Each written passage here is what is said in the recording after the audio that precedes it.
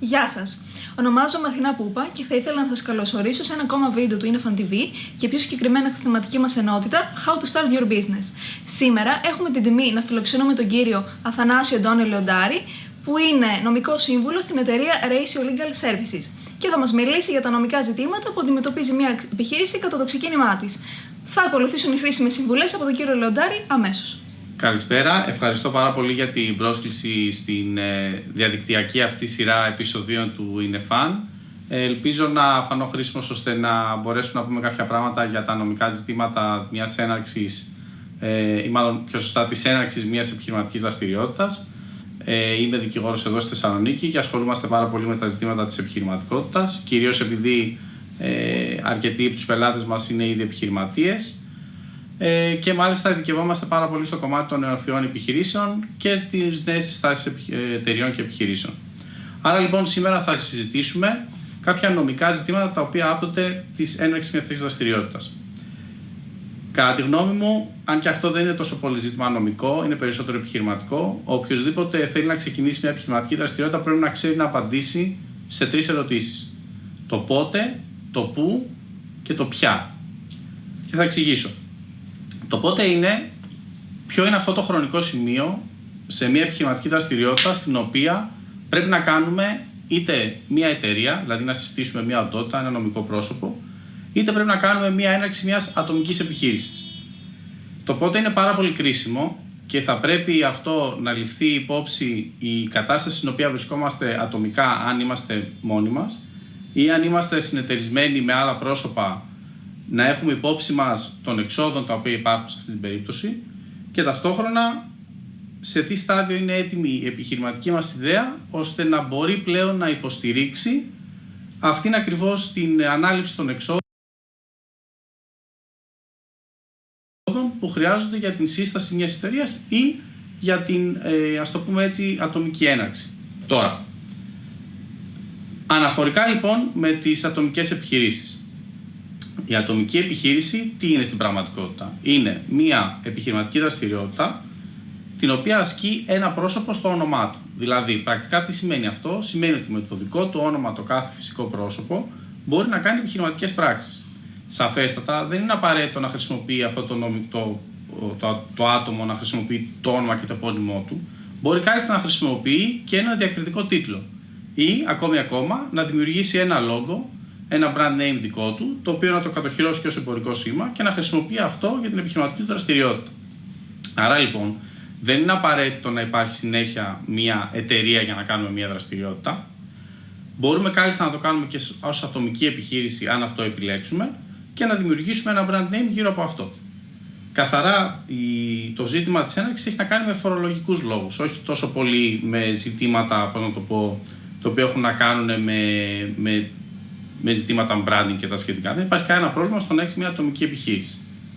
Άρα λοιπόν, αυτό το οποίο πρέπει να σκεφτόμαστε όταν κάνουμε μια έναρξη μιας ατομικής επιχείρησης είναι ότι ό,τι κάνουμε εμείς στο όνομά μας, ευθυνόμαστε εμείς απεριόριστα. Τι σημαίνει αυτό πρακτικά? Σημαίνει ότι δημιουργούμε χρέη ως μια ατομική επιχείρηση, σημαίνει ότι αυτά τα χρέη τα οποία δημιουργήσαμε πηγαίνουν στο δικό μας όνομα. Γιατί έχει σημασία αυτό? Αυτό έχει σημασία διότι θα πρέπει να έχουμε υπόψη μας ότι οτιδήποτε δημιουργούμε ως φορολογικό και οικονομικό προφίλ ήδη από την αρχή μιας επιχειρηματικής δραστηριότητας θα μας ακολουθεί παντού. Διότι αν δημιουργήσουμε ένα κακό προφίλ οικονομικό στην ατομική μας επιχείρηση, αυτό ενδεχομένως να μας ακολουθήσει μετά όταν συστήσουμε μια εταιρεία με άλλους. Το οποίο μπορεί να μας δημιουργήσει άλλα προβλήματα, μεταξύ άλλων το οποίο είναι και δυστυχώς συνήθις πρακτική στη χώρα αυτή, η άρνηση χρηματοδότησης ή η άρνηση δανειοδότησης. Οπότε αυτό είναι κάτι πολύ, πολύ σημαντικό. Εμείς θα πρέπει να αξιολογήσουμε, και αυτό θα είναι κάτι το οποίο μπορεί να δει κανείς είτε με κάποιο λογιστή είτε και με κάποιο δικηγόρο ανάλογα, να εντοπίσουμε σε ποιους φορείς πρέπει να εγγραφούμε. Για παράδειγμα, εγώ είμαι δικηγόρος, άρα εγγράφηκα πρώτα στο δικηγορικό σύλλογο και μετά έκανα την έναρξή μου στην εφορία. Αντίστοιχα, αν κάποιος θέλει να κάνει μια επιχειρηματική δραστηριότητα η οποία, για παράδειγμα, ενδεχομένως να κάνει εμπορικές πράξεις, για παράδειγμα, το οποίο σημαίνει το να πουλάει κάτι ή να αγοράζει κάτι οτιδήποτε, σημαίνει ότι πρέπει να κάνει λογικά μια έναρξη σε κάποιο εμπορικό επιμελητήριο. Επίσης, έχει πάρα πολύ σημασία πλέον να έχουμε υπόψη μας και το εξής. Ακόμα και αν κάποιος δεν είναι εγγεγραμμένος στο εμπορικό επιμελητήριο, υπάρχει μια σοβαρή πιθανότητα να υπάρχει κάποια άλλη διάταξη που να τον υποχρεώνει να το κάνει. Τι σημαίνει αυτό πρακτικά? Υπάρχει, για παράδειγμα, μία απαλλαγή κάποιων προσώπων που παρέχουν υπηρεσίες, όπως για παράδειγμα η παροχή υπηρεσιών μαζικών SMS. Αυτή η παροχή γενικά δεν είναι υποχρεωμένη να είναι εγγεγραμμένη στο εμπορικό μητρό, δεν προκύπτει ότι κάνει εμπορικές πράξεις.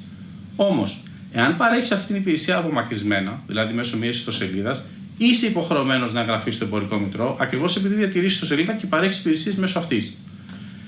Τι θέλω να πω πρακτικά? Θέλω να πω ότι θα πρέπει αναπερίπτωση να μπορούμε να εξηγήσουμε στους ανθρώπους που μας συμβουλεύουν, είτε δικηγόρους είτε λογιστές, είτε δικηγόρους και λογιστές μαζί, να εξηγήσουμε πλήρως ποια είναι αυτή η επιχειρηματική δραστηριότητα την οποία θέλουμε να ξεκινήσουμε, ούτως ώστε να μας πούνε και εκείνοι με ποιο τρόπο είναι το σωστό να κάνουμε την έναρξή μας.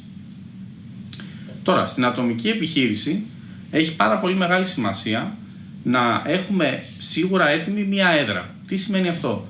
Αυτό σημαίνει ότι επειδή σε κάποια φάση θα πρέπει να πάμε στην εφορία και να κάνουμε τη δήλωσή μας για να κάνουμε την έναρξη της δραστηριότητάς μας, σημαίνει ότι θα πρέπει να έχουμε μια φυσική εγκατάσταση, την οποία εμείς θα δηλώσουμε ότι από αυτή τη φυσική εγκατάσταση θα παρέχουμε υπηρεσίες. Τώρα θα μου πείτε, υπάρχει μια σοβαρή πιθανότητα να είναι κάποιος ένας developer, να κάνει ανάπτυξη λογισμικού και να δουλεύει το σπίτι του. Δεν υπάρχει πρόβλημα με την εγκατάσταση της έδρας στο σπίτι.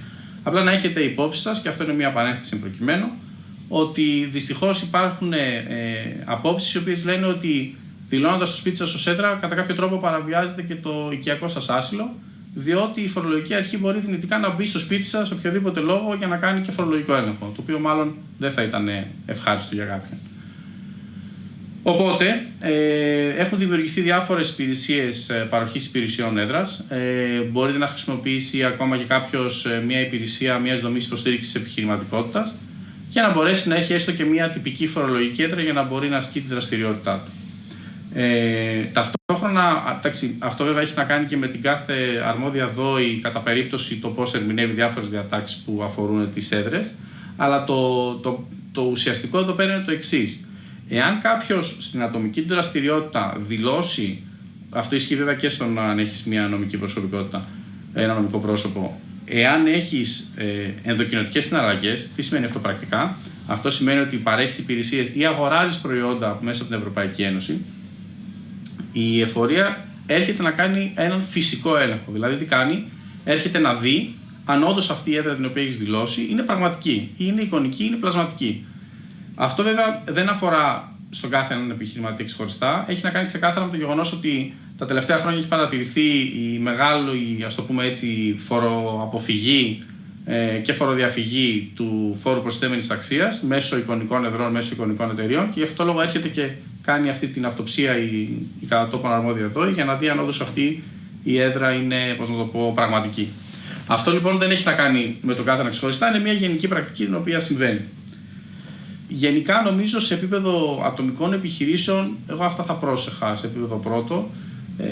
Θα συνιστούσα φυσικά, αν και εφόσον έχει γίνει και μια επένδυση σε μια, ας το πούμε έτσι, εταιρική ταυτότητα, θα συνιστούσα σίγουρα το να γίνει μια προέρευνα πριν γίνει αυτή η επένδυση στο εμπορικό σήμα, δηλαδή στο branding το οποίο θα κάνουμε, ούτως ώστε να είμαστε σίγουροι ότι δεν υπάρχει κάποιος άλλος που το χρησιμοποιεί ήδη. Αυτό είναι ένα πάρα πολύ κλασικό παράδειγμα και λάθος, γιατί γίνονται επενδύσεις σε εταιρικές ταυτότητες και μετά διαπιστώνει κανείς ότι η συγκεκριμένη εταιρική ταυτότητα χρησιμοποιείται και από κάποιον άλλο. Οπότε νομίζω ότι σε αυτές τις περιπτώσεις είμαστε καλυμμένοι και στις ατομικές επιχειρήσεις. Αναφορικά τώρα με τα νομικά πρόσωπα. Ωραία, όπως είπαμε, υπάρχει δυνατότητα να κάνετε μια ατομική επιχείρηση ως έναρξη για να μπορέσετε να ασκήσετε μια επιχειρηματική δραστηριότητα, και υπάρχει δυνατότητα να συστήσετε και μια εταιρεία. Στην Ελλάδα έχουμε διάφορους τύπους εταιρειών. Ας ξεκινήσουμε με τους πιο κλασικούς. Είναι οι ομόρυθμες και οι ετερόρυθμες εταιρείες. Υπάρχουν και οι ετερόρυθμες καταμετοχές, μια σπανιότατη εταιρεία, δεν υπάρχει σχεδόν πουθενά. Το κλασικό χαρακτηριστικό του είναι ότι στην ομόρυθμη εταιρεία αυτό το οποίο υπάρχει είναι η απεριόριστη ευθύνη των εταίρων, που σημαίνει να δημιουργηθούν χρέη στην εταιρεία. Οι εταίροι που συμμετέχουν σε αυτήν ευθύνονται και οι ίδιοι ατομικά για τα χρέη της εταιρείας, αν η εταιρεία δεν έχει ήδη περιουσία. Η ετερόρυθμη εταιρεία μοιάζει με την ομόρυθμη, απλά εκεί υπάρχει η ιδιαιτερότητα ότι ο ετερόρυθμος εταίρος αυτής ή η ετερόρυθμη εταίρεια αυτής έχουν μειωμένη ευθύνη και ευθύνονται μόνο έως το ποσό που έχουν βάλει μέσα στην εταιρεία. Δηλαδή, αν έχεις βάλει μέσα σε μια εταιρεία 1.000 ευρώ εταιρικό κεφάλαιο, θα ευθύνεσαι μέχρι τα 1.000 ευρώ αυτής της εισφοράς. Δεν ευθύνεσαι για κάτι παραπάνω. Μάλιστα, οι ομόρυθμες και ετερόρυθμες είναι οι πιο κλασικές εταιρείες, τις οποίες θα βρει κανείς στην Ελλάδα αυτή τη στιγμή. Μετά έχουμε τις λεγόμενες κοινωνικές συνεταιριστικές εταιρείες, επιχειρήσεις, KINSEP, οι οποίες είναι μια ειδική μορφή επιχειρηματικότητας, η οποία έχει να κάνει περισσότερο με ειδικές πληθυσμιακές ομάδες, οι οποίες επιλέγουν αυτή τη μορφή επιχειρηματικότητας. Είναι μια έτσι, αρκετά ιδιαίτερη μορφή, απαιτεί συγκεκριμένο αριθμό προσώπων για να συσταθεί, σε αντίθεση με τις άλλες που απαιτούν τουλάχιστον 2. Οπότε εκεί είναι ένα ιδιαίτερο θέμα, το οποίο νομίζω χρήζει και ιδιαίτερης, ας το πούμε έτσι, αναφοράς και ανάλυσης, το οποίο δεν είναι και της παρούσης. Και μετά έχουμε φυσικά τις κεφαλαιοχικές εταιρείες, οι οποίες είναι η ανώνυμη εταιρεία ή η ιδιωτική κεφαλαιοχική εταιρεία, γνωστή και ως ΙΚΕ.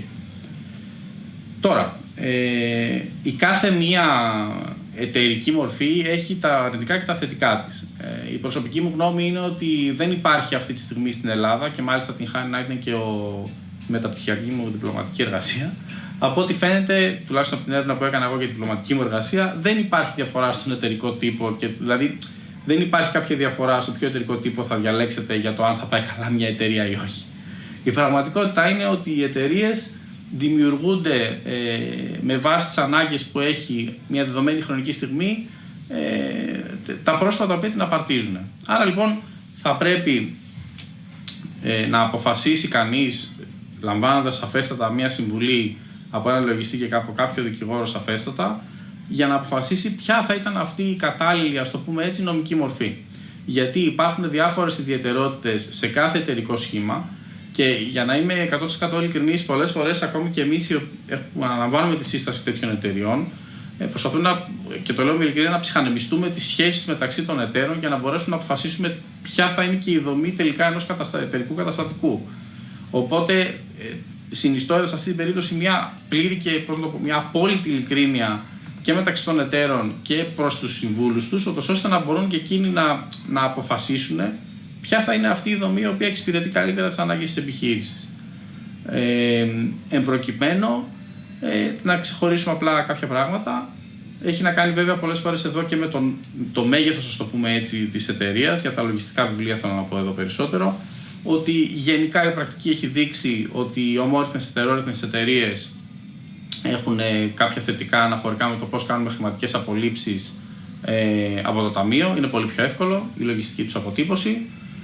Άρα λοιπόν σημαίνει συνακόλουθα και λιγότερα έξοδα λογικά για την λογιστική παρακολούθηση αυτών των βιβλίων. Μετά έχουμε την ΑΕ και μάλιστα έχω ξέχασα να πω και τη ΣΕΠΕ, η οποία είναι και αυτή μια εταιρική μορφή, η οποία ομοιάζει πλέον με τη ΣΥΚΕ.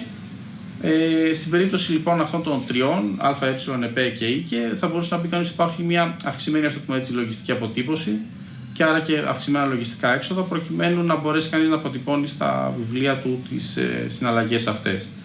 Χωρίς βέβαια αυτό να σημαίνει ότι αν έχετε μια ομόρυθμη εταιρεία η οποία έχει 1,5 εκατομμύριο, 2 εκατομμύρια τζίρο, δεν θα έχετε και αυξημένα λογιστικά έξοδα, διότι μετά θα πρέπει να ανέβετε κατηγορία ούτως ή άλλως. Ένα άλλο ζήτημα το οποίο δεν θίξαμε και νομίζω ότι είναι σημαντικό εδώ, έχει να κάνει με την ασφαλιστική εισφορά.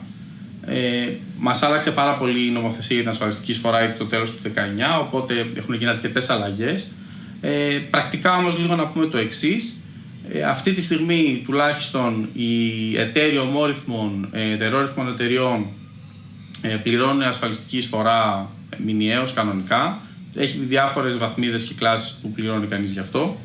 Δεν είναι τις παρούσες άλλωστε να το συζητήσουμε, απλά να ξέρετε ότι θα έχετε αυτό το έξοδο. Στη ΣΥΚΕ πλέον δεν πληρώνουν μόνο οι διαχειριστές, μάλλον δεν πληρώνουν οι εταίροι κάποια ασφαλιστική εισφορά. Αν κάποιος είναι και διαχειριστής, πληρώνει ασφαλιστική εισφορά για αυτή την ιδιότητά του. Στις ΑΕ οι μέτοχοι προφανώς δεν πληρώνουν κάποια ασφαλιστική εισφορά, όμως αν κάποιος είναι μέλος του Διοικητικού Συμβουλίου στις ΑΕ και έχει πάνω από 3% μετοχές, τότε πληρώνει ασφαλιστική εισφορά κανονικά.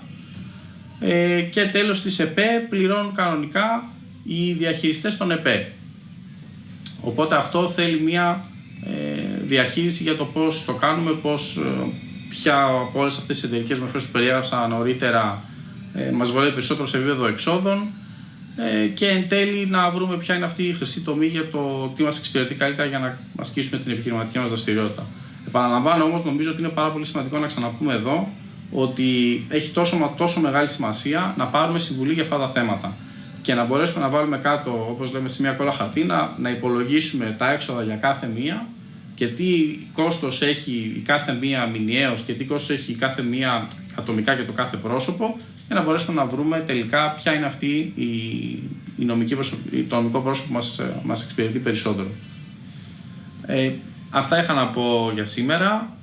Γενικά ελπίζω οποιοσδήποτε ξεκινήσει μια νέα επιχειρηματική δραστηριότητα απλά να έχει ένα καλό πλάνο, να ξέρει ακριβώς τι είναι αυτό το οποίο θέλει να κάνει, ούτως ώστε να μπορέσουν και οι υπόλοιποι σύμβουλοι οι οποίοι θα αναλάβουν να τον στηρίξουν σε αυτή την προσπάθεια, να μπορέσουν να δώσουν την καλύτερη δυνατή συμβουλή. Ευχαριστώ πολύ. Ακούσαμε κάποιες χρήσιμες συμβουλές από τον κύριο Λεοντάρη και ελπίζουμε να τις αξιοποιήσετε όπως εσείς κρίνετε σωστό για την ίδρυση της εταιρείας.